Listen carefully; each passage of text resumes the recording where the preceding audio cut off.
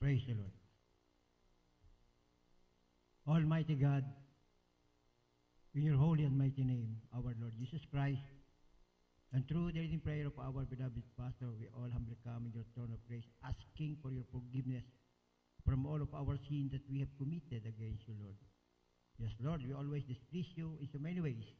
Please forgive us, have mercy, have pity upon us, cleanse us, O Lord, with your most precious blood that was shed in the cross of Calvary. Create in us a new clean heart, a new mindset that will do your will until you return. Father God, we ask you to bless and anoint your holy word that we're going to share in this Bible study. Be with us and guide us. We can do nothing without you, Lord. I also ask you, Father, to bless and anoint every single word that will come out from my lips, and let it be a blessing to each and every one of us. Lord, open our spiritual eyes to see and our ear to hear. Give us all wisdom to comprehend and understand your holy word. This is we pray in your holy and mighty name, our Lord Jesus Christ. And through the reading prayer of our beloved pastor, we bind and rebuke all power of darkness, doubts, unbeliefs, hindrances, distraction, cast out in Jesus' name. Amen, amen. Hallelujah. Praise the Lord. Purihin po ang ating mga Panginoon. First and foremost, I would like to give the highest praise, the highest worship, the highest glory, and everlasting thanksgiving to our Lord of Lords, King of Kings, ever dearest Jesus. Hallelujah. Praise the Lord. And I will also give my double respect and honor to our beloved parents in the Lord. And we always remember and cherish the blessed preachings and teachings na iniwan sa atin na our beloved, dearly beloved, and honorable Pastor Evangelist with Estad Almeda and beloved Assistant Pastor Lina C. Almeda. Greetings also to all beloved Almeda family, to all beloved preachers, beloved workers, beloved brethren, beloved webcast viewers, nakasakasama nating pinupupurihan, niluluwalhati ang ating mga Panginoon sa pamamagitan po ng pag-view po ng ating pong webcast live. Hallelujah! Praise the Lord! Purihin po ang ating mahal na Panginoon at ang lahat ng kaluwalhatian, kadakilat, kapuruhan ay sa ating pong pinakamamahal na Panginoong Jesucristo lamang. Hallelujah! Praise the Lord! Tuloy-tuloy na po tayo. Kung may Biblia kayo, handa na po niyo yung Biblia. Isusulat naman po sa ibabaw yung basahin na lamang po ninyo. Hallelujah, praise the Lord. Ang ating pong pag-aaralan ngayong araw na ito ay about forgiveness, pagpapatawad. Hallelujah, praise the Lord. Para sa mga sumunod sa mahal ng Panginoon, para sa ating mga sumusunod sa mahal ng Panginoon, ang layunin natin lahat ay maging higit na katulad ng ating mahal na Panginoon. At ang isa sa pinakamahusay na paraan upang maipakita ang kanyang pagkatao ay sa pamamagitan ng pagpapatawad sa ating mga kapwa na nagkakamali at nagkakasala sa atin. Ngunit kung minsan, ito ay isang katangian na ayaw nating ipakita dahil sa ito ay tila hindi patas, lalo na kung ang maling ginawa sa atin ay patuloy o particular na masakit. Ang magpatawad ay tila kabawasan ang pagkakasala at kontrahin ang hustisya. Because pag ikaw ay lampasan o may nagkalasala sa iyong kapwa natin, ang gusto natin ay is either na magkaroon ng hustisya or is either na makaganti tayo. At karaniwan, kung wala kang espiritu ng Diyos sa iyo, ang gusto mo pa ay malaluan pa ang ginawa sa iyong pagkakamali ng kapwa mo. Hallelujah! Praise the Lord! At iwasto natin ang ilang mga maling pananaw tungkol sa aspetong ito ng ating pananampalataya. Hallelujah! Praise the Lord! Ang ating pananampalataya ay nakamta natin ng ating tanggapin ng ating mahal na Panginoong Jesucristo dahil ito isa sa mga requirements na manampalataya ka sa Kanya. Hallelujah, praise the Lord. At yun nga po, tayo po ay kasalukuyang binabago ng ating mahal. Kasama ang mga nararanasan sa atin sa araw-araw, pinakikita sa atin ng mahal na Panginoon, ang palo, palaala, upang mawala sa iyo mga hindi nakakalugod. Kapag naman nasusunod mo ang kalooban ng ating mahal na Panginoon, nagagawa mo ang mga kautusan niya, hindi ka napapalo, ikaw ay pinagpapala. Sabalit pag ikaw ay marami nagagawang pagkukulang, pagkakamali, kaunting pagkakamali mo lang, paaalalahanan ka o papaluin ka para maunawa at maintindihan mo na ang ginawa mo ay hindi tama at hindi nauukol sa kanyang kalooban. Hallelujah, praise the Lord. Ang pundasyon ng ating pagpapatawad sa iba ay sa ating kapwa at sa ating kapwa ay ang pagpapatawad sa atin ng Diyos. Ang talata sa araw na ito na mababasa natin sa Matthew 18 to 21 to 35, ihanda na po ninyo. Ang talatang sa araw na ito ay naglalarawan na isang talinghaga kung saan ang isang tao ay pinatawad sa isang malaking malaking halagang na nakanakuha niya o nautang niya. Hallelujah, upang at ito ay kinakailangan niyang mabayaran. Ngunit tumalikod siya at nung humingi siya ng tawad o hiningi niya ng tawad yung sa kanya siya ay pinatawad at siya ay tumalikod at pagkatalikod niya ay merong isang taong may utang sa kanya ng maliit na halaga. Kaya ganyan tayo kapag naiisip natin ang kasalanan ng iba sa atin na dapat ipaghiganti kahit na pinatawad tayo ng Diyos. Ibig sabihin ito, kahit na napatawad yung ating kasalanan, pag kami nagkasala sa atin, kaunti lamang, ay pinaparusahan mo pa, pinaghihigantihan mo pa. Hindi ganoon ang nais ng ating mga naparoon. Ang hindi pagpapatawad, ang nagpapahirap sa atin, hindi ang gumagawa ng masama. Pakibasa po natin yung Matthew chapter 18 verses 21 to 35. Amen. Praise the Lord. From the book of Matthew chapter 18 verses 21 to 35. Then came Peter to him and said, Lord, how shall my brother sin against me and forgive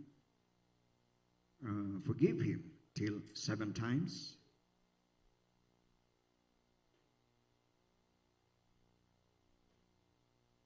Hallelujah. Praise the Lord. Right about. English, magkaunti na oras natin. Matthew 19 verses 21 to 18 verses 18. Chapter 18 verses 21 to 35. Then went Peter to him and said, Lord, how oft shall my brother sin against me, and I forgive him till 7 times? Jesus said unto him, verse 32, I say not unto thee until 7 times, but until 70 times 7. Therefore is the kingdom of heaven likened unto a certain king, which would take account of his servant. And when he had begun to reckon, one was brought unto him, which owed him 10,000 talents, 25, but for as much as he had not to pay, his Lord commanded him to be sold, and his wife and children and all that he had, and payment to be made.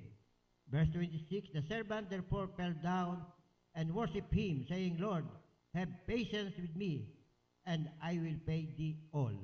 27, and the Lord of that servant was moved with compassion, and loosed him and forgave him the debt.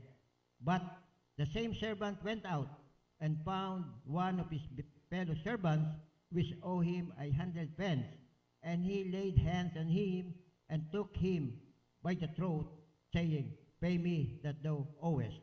29, and his fellow servant fell down at his feet and besought him, saying, Have patience with me, and I will pay thee all.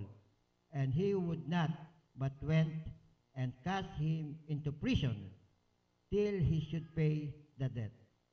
So when his fellow servants saw what was done, they were very sorry, and came and told unto their Lord all that was done. And verse 32, then his Lord, after that he had called him, said unto him, O thou wicked servant, I forgave thee all that debt, because thou desiredst me. 23, shouldest not thou also have had compassion on thy fellow servant, even as I have pity on thee? And his Lord was wroth, and delivered him to the tormentors, till he should pay all that was due unto him. 35, so likewise shall my heavenly Father do also unto you, if ye from your hearts forgive not everyone his brother their trespasses. Sa Tagalog po. Amen. Praise the Lord. Dito po sa aklat ng Mateo, Kapitulo 18, talata po 21 hanggang 35. Nang magkagayoy lumapit si Pedro at sinabi sa kanya, Panginoon, makailang magkakasala ang aking kapatid laban sa akin na siya ay aking patatawarin. Hanggang sa makapito, sinabi sa kanya ni Jesus, hindi ko sinasabi sa inyo hanggang sa makapito, kundi hanggang sa makapitumput-pito. Amen. Kaya ang kaharian ng langit ay tulad ng isang hari na nag-ibig na makipag-uusap sa kanyang mga alipin. At nang siya ay magsimulang makipaghusay, ay hinarap sa kanya ang isa sa kanya na may utang na 10,000 talento. Datapwat palibasay wala siyang sukat ibayad, ipinag-utos ng kanyang Panginoon na siya'y ipagbili at ang kanyang asawa at mga anak at ang lahat niyang tinatangkilik at nang makabayad. Dahil dito, ang alipin ay nagpatira pa at sumamba sa kanya na sinasabi, Panginoon, pagtiisan mo ako at pagbabayaran ko sa iyo sa iyong lahat.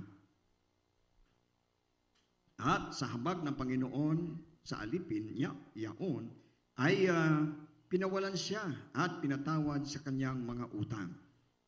Datapwat lumabas ang alipin yaon at nasumpungan ang isa sa mga kapwa niya alipin na sa kanya ay may utang ng 100 denaryo at kanyang hinawakan siya at sinakal niya na sinasabi, bayaran mo ang utang mo. Kaya't nagpatira pa ang kanyang kapwa alipin at namanik sa kanya na nagsasabi, pagtiisan mo ako at ikaw ay pagbabayaran ko. At siya ay ayaw at yumaon siya ay pinagbilanggo hanggang sa makabayad ng utang. Siya ng utang.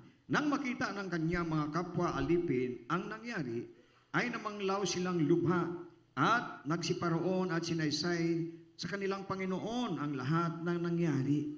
Nang magkagayoy pinalapit siya ng kanyang Panginoon at sa kanya'y sinabi, ikaw na aliping masama, pinatawad ko sa iyo ang lahat ng utang na yaon sapagkat ipinamanhik mo sa akin. Hindi baga dapat ikaw naman ay mahabag sa iyong kapwa alipin na gaya ko namang nahabag sa iyo?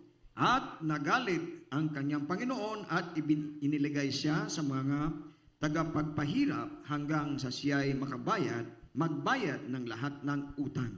Gayon din naman ang gagawin sa inyo ng aking Ama na nasa kalangitan, kung hindi ninyo patawarin sa inyong mga puso ng bawat isa ang kanyang kapatid. Amen. Praise Amen. Puri pong banal na salita ng ating mahal na Panginoon. Ating pong palakpakan po ang ating pong pinakamamahal na Panginoon Kristo Kristo. Isa pong malakas na palakpak po para sa ating pinakamamahal na Panginoon Kristo Kristo lamang. Hallelujah. Praise the Lord. Puri po ang ating mahal na Panginoon. Ang hindi pagpapatawad ang nagpapahirap sa atin, hindi ang gumagawa ng masama. Bakit po? Ito ay isang lason sa loob natin na sumisira sa ating mga damdamin. Pumipigil sa ating mga espiritual at nagbibigay diin sa ating mga katawan kapag hindi natin pinalaya ang nagkasala. Makukulong tayo sa kapaitan, sama ng loob at puot, at yon ay kasalanan. Sabi po sa banal na kasulatan sa Ephesians 4:31 and 32, it says, Let all bitterness and wrath and anger and clamor and evil speaking be put away from you with all malice. And be ye kind one to another, tender-hearted, forgiving one another, even as God, for Christ's sake, hath forgiven you. Sa Tagalog po, ang lahat ng kapaitan at kagalitan at pagkakaalit at kadaldalan at panglilibak ay mga alis nawa sa inyo, pati ng lahat ng masasamang akala. 32, at magmagandang loob kayo sa isa't isa, mga mahabagin, na magpatawaran kayo sa isa't isa gaya naman ng pagpatawad sa inyo ng Diyos kay Kristo. Purihin po ang banal na salita ng ating mahal na Panginoon. Ganyan po ang nais ng ating mahal na Panginoon. Tayo pinatawad, dapat lamang tayo magpatawad sa nagkamali at nagkasala sa atin. Hallelujah! Praise the Lord! At pakihanda na po ninyo yung Mark 11:25 and 26. Ang susunod po yung Hebrew 12:14. Follow peace with all men and holiness, without which no man shall see the Lord. Sundin ninyo ang kapayapaan sa lahat ng mga tao at ang pagpapakabanal na kung wala ito'y sino man ay di makakakita ng Panginoon. Purihin po ang ating mahal na Panginoon sa kanyang banal na salita na pinaabot sa atin upang maging gabay at patnubay natin sa ating pakikibaka dito sa ibabaw ng lupa habang tayo patuloy na nananampalataya at naniniwala sa ating pong pinakamamahal na Panginoong Jesucristo. Pakibasa po na Mark 11:25 and 26.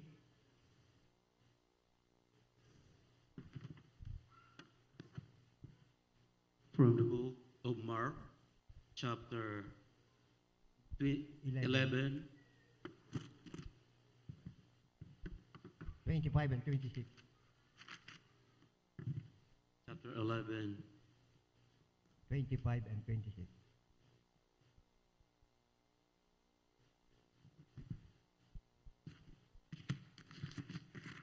Babarahin ko sa English, ha?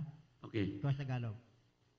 Mark 11:25 and 26. And when ye stand praying, forgive if ye have aught against any, that your Father also which is in heaven may forgive you your trespasses. 25. But if you do not forgive, neither will your Father which is in heaven forgive your trespasses. Sa Tagalog po, at kailanman kayo'y mga katayong nagsisisi, panalangin, magpatawad kayo kung mayroon kayong anuman laban sa kanino man, upang ang inyong Ama naman na nasa langit ay patawarin kayo ng inyong mga kasalanan. 26. Datapwat, kung hindi kayo magpapatawad, hindi rin kayo patatawarin sa inyong mga kasalanan ng inyong Ama na nasa mga kalangitan. Hallelujah, praise the Lord. Ang ibig sabihin po nito, nung ating pong tanggapin ang ating pinakamamahal na Panginoong Jesucristo bilang ating Diyos at sariling tagapagligtas at tayo nagpabautismo sa kanyang banal na pangalan, tayo po ay pinatawad sa ating kasalanan. Ang binabanggit po dito ng banal na kasulatan ay habang natanggap na natin, tayo'y mahihinang tao, nagkakasala tayo, nagkukulang, nagkakamali. Iyon ang nais ng ating mahal na Panginoon. Ang tinutukoy dito ay tayo magpatawad sa isa't isa kung may nagkamali sa atin, patawarin natin para patawarin din tayo ng ating mahal na Panginoon. Hallelujah! Praise the Lord! Purihin po ang ating pong pinakamamahal na Panginoong Jesucristo. Hallelujah! Hindi tinatanggal ng pagpapatawad ang maling nagawa sa atin. Hindi nito itinatanggi ang pagkakasala o ang dulot na sakit, ngunit hinahayaan ito ang karapatang makaganti. Ang paghiganti ay pananagutan ng Diyos, hindi sa atin. Sabi nga, vengeance is mine, sabi ng ating mahal na Panginoon. Romans 12:19, handa na po ba? Romans 12:19. From the book of Romans, chapter 12, verse 19, Dearly beloved, avenge not yourselves, but rather give praise unto wrath, for it is written, Vengeance is mine, I will repay, said the Lord. In Tagalog po, mga minamahal, huwag kayong mga higantihan, mga iniibig, kundi bigyan ninyong daan ang galit ng Diyos. Sapagkat nasusulat, akin ang paghihiganti, ako ang gaganti, sabi ng Panginoon. Amen. Purihin po ang banal na salita ng ating mahal. Hallelujah. Praise the Lord. Purihin po. Ihanda na rin yung 1 Peter chapter 2 verses 21 to 24. Hallelujah. Praise. Wala sa atin ang lahat ng katotohanan at hindi rin natin malalaman ang tunay na motibo na nagkasala sa atin. Ang Diyos lamang ang makakapaghusga na tumpak at patas ng Ama ng mahal na Panginoon ay dumanas ng kawalang katarungan sa krus. Ipinagkatiwala niya ang kanyang sarili sa Ama. Ganon ang nais ng ating mahal na Panginoon. na kinakailangan ipagtiwala natin ang ating sarili kung ano man yon sa ating mahal na Panginoon. Kahit na anong bagay sa ating buhay, kinakailangan i-surrender natin sa ating mahal na Panginoon. Lalo tigit, kung hindi na tayo magpapatawad sa ating kapwa, wala sa ating pag-ibig. At pag wala sa iyong pag-ibig, hindi ka tumatalima sa sunod sa utos ng ating mahal na Panginoon. Ng pangalawa niyang utos, ibigin mo iyong kapwa na katulad ng pag-ibig mo sa iyong sarili. Hallelujah! Praise the Lord! At hindi rin tayo nating masasabing umiibig tayo sa Diyos kung hindi tayo tumatalima sa kanyang utos. So para maipakita natin sa ating mahal na Panginoon na si ating iniibig, tayo'y tatalima, susunod sa kanyang mga utos. Purihin po ang ating mahal na Panginoon. Wala sa atin ang lahat ng katotohanan at hindi rin natin malalaman ang tunay na motibo na nagkasala. Ang Diyos lamang ang makapag-uhusga ng tumpak at patas nang ang mahal na Panginoon ay dumanas ng kawalang katarungan sa krus, ipinagtiwala niya ang kanyang sarili sa Ama. Hindi siya nag-retaliate. Sinabi pa nga niya sa mga lumilibak sa kanya, sabi niya, patawarin po sila pagkat hindi po nila nalalaman ang kanilang mga. Pakibasa po natin ang 1 Peter chapter 2, 21 to 24. Amen. Praise the Lord from the book of 1 Peter, chapter 2, verse 21 to 24. For even unto were ye called, because Christ also suffered for us, leaving us an example that ye should follow his steps. Who did no sin, neither was guile found in his mouth, who when he was reviled not again.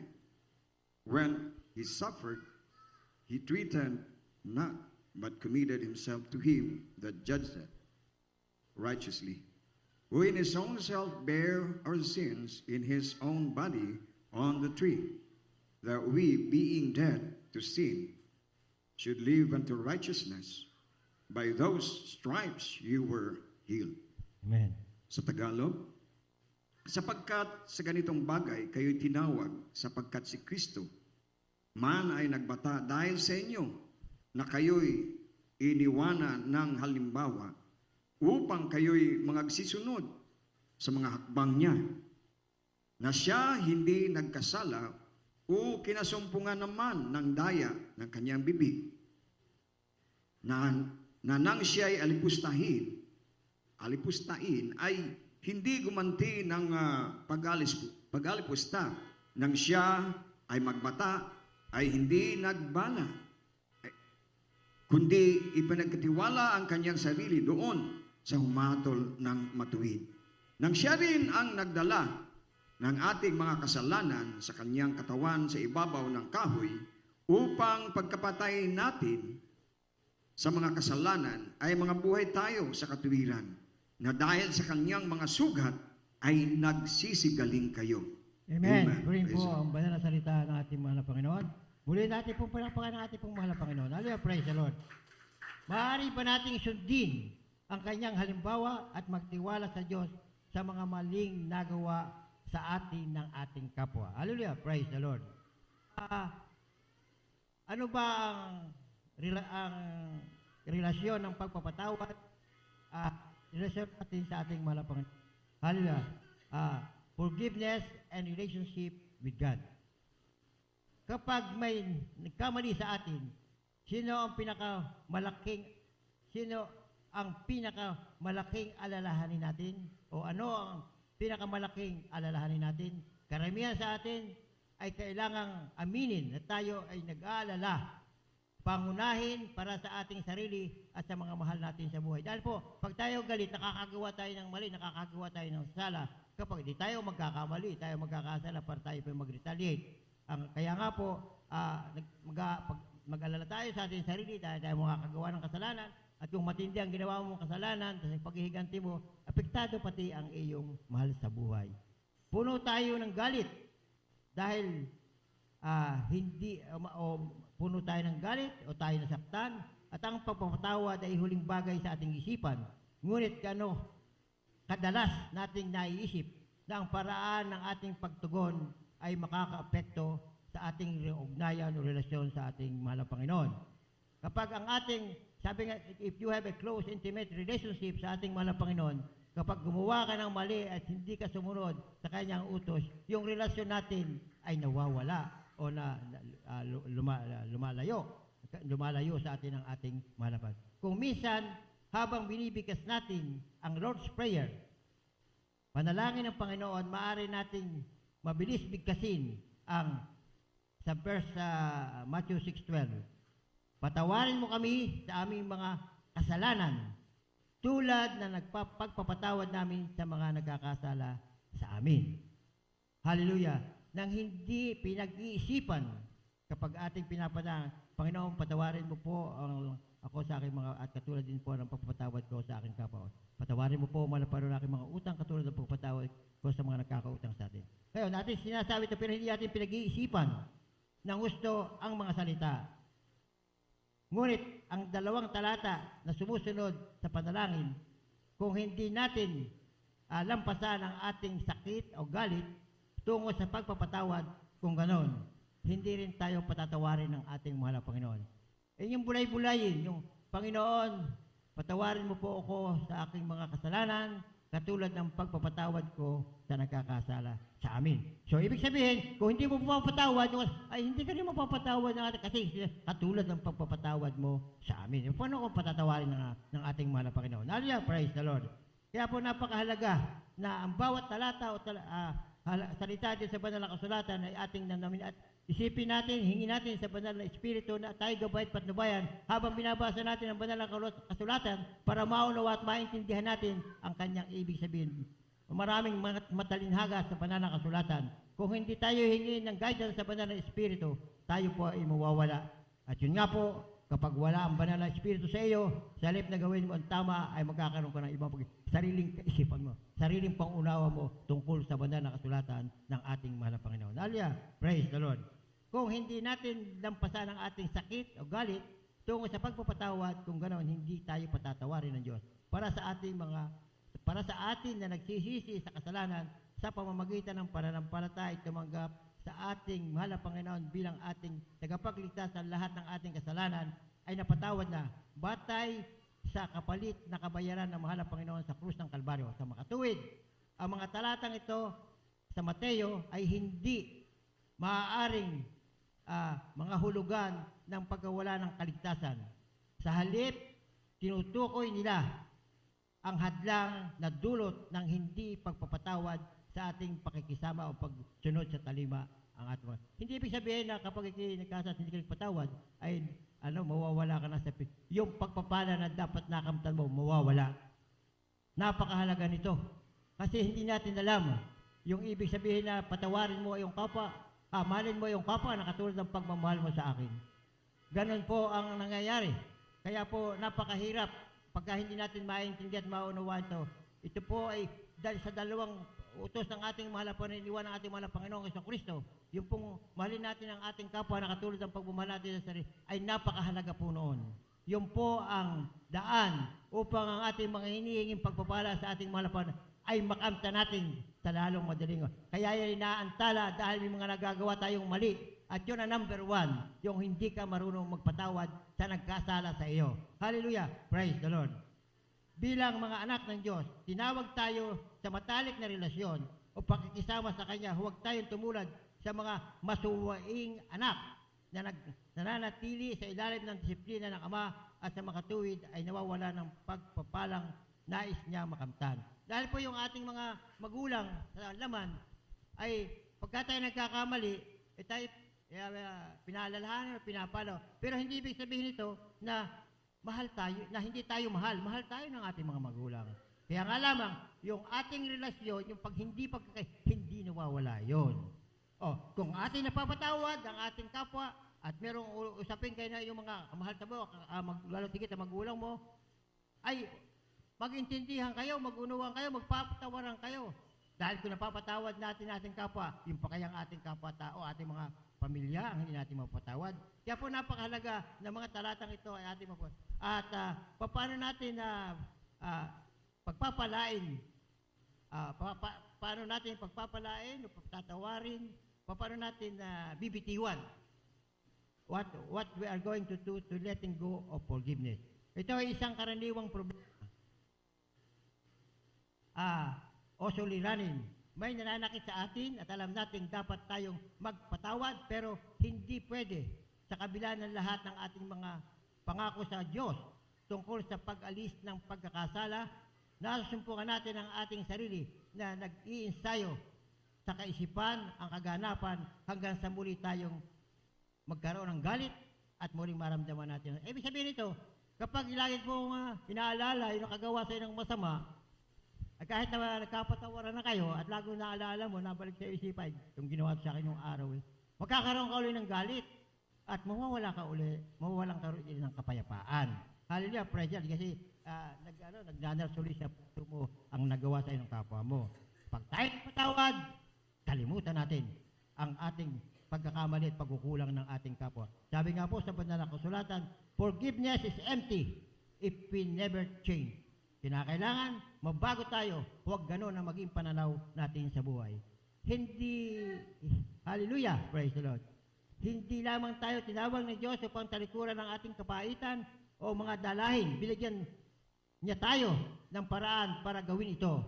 Binigyan tayo ng ating mahal na Panginoon ng banal na Espiritu upang maging gabay at patnubay natin habang tayo nandito sa ibabaw ng lupa ng banal na Espiritu na magpatawad sa iba tulad ng pagpapatawad sa atin ng Diyos. Sinabi po yan sa last verse, Ephesians 4:32. Maganda na po ang mag-aawit. From the book of Ephesians chapter 4 verse 32. And be ye kind one to another, tender-hearted, forgiving one another, even as a God for Christ's sake has forgiven you. At magagandahang loob kayo sa isa't isa, mga mahabagin, mapagpatawaran kayo sa isa't isa, gaya naman ng pagpapatawad sa inyo ng Diyos kay Kristo. Amen. Amen. Purihin po ang banal na salita ng ating mahal na Panginoon. Muli po natin palakpakan po ang ating pong pinakamamahal na Panginoon at nanguusap po sa bawat isa sa atin upang ating may pamuhay at gabayan tayo ng banal na Espiritu habang tayo ay nandito sa ibabaw ng lupa, nakikibaka dito sa ibabaw ng lupa. Hallelujah. Praise the Lord. At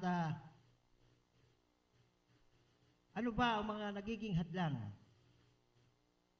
At tuluyan nating may labas ang ating pasada. Una, dapat nating aminin sa Diyos na tayo ay nagkasala laban sa Kanya sa ating hindi pagpapatawad na saloobin at hilingin sa Kanya na tulungan tayong magsisi. Yung po, hingin natin, kung tayo talagang hindi natin makaya, gawin ating nakatanim sa ating mga puso sa pag-ugali, ay hingin natin sa ating mahal na Panginoon dahil kapag ang hinihingi mo sa ating mahal na Panginoon ay para maging kalugod-lugod ka, karapat-dapat sa Kanya, ay ipagkakaloob agad sa iyo ng ating mahal na Panginoon. Dapat nating kilalanin na ang batayan ng pagpapatawad sa iba ay ang pagpapatawad ng Diyos sa atin. Hindi tayo karapat-dapat na patawarin, ngunit pinalaya tayo ng sakripisyo ng mahal na Panginoon mula sa ating pagkakasala at magandang tandaan na bagaman ang mga pagkakasala laban sa atin ay tila pinakamasakit. Karaniwan nating minamaliit ang laki ng ating sariling mga kasalanan laban sa Diyos.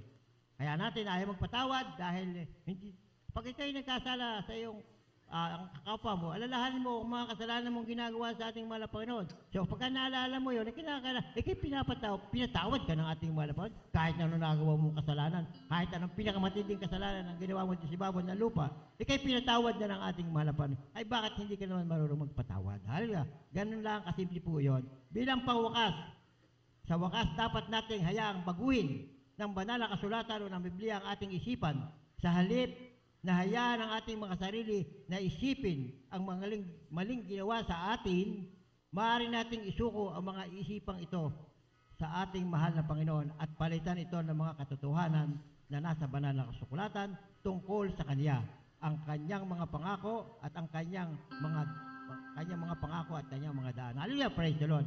Kapag ating isasabuhay ang mga pangako, lahat ng kautusan ng ating mahal na Panginoon ay may kalakip na pangako. Kaya tayo makakatupad sa utusan natin, yung pangakong yun ay ating pong makakamtan. Hallelujah, praise the Lord. Kaya paano natin malalaman kung talagang napatawad na natin ang ating mga kasala sa atin? ang mga negatibong emosyon na minsan lumilitaw sa ating mga pag-iisip na nagkakasala ay humuhupa o yung nagsasabsay at tayo ay nagiging mapayapa. So yun po ang hangganan kapag ikay nagpatawad, ang galit mo at nawala ayo at nakapagpatawaran kayo, peace of mind na yun po ang pinakamaganda sa lahat dahil alam mo na ang mahal na Panginoon ay nasa sa iyo. Siya nagbigay sa iyo ng puso at isipan upang ang mga nagkamali at nagkasala sa iyo ay mapatawad mo at magkaroon ka ng kapayapaan na ang kapayapaang yan ay bigay sa iyo ng ating pong pinakamamahal na Panginoong Jesucristo dahil ang iyong pananampalataya hanggang doon. Kailan pa man, hindi tayo pababayaan ng mahal na Panginoon. He will never leave us or forsake us. Yan po ang pangako ng ating basta isangguni mo sa Kanya ang lahat ng iyong mga hinaing, pangangailangan. Purihin po ang ating pong mahal na Panginoon, ating pong awitan na isang makalangit awitin po ang ating mahal na Panginoon. Nadia, praise the Lord. Purihin po ang ating mahal na Panginoon.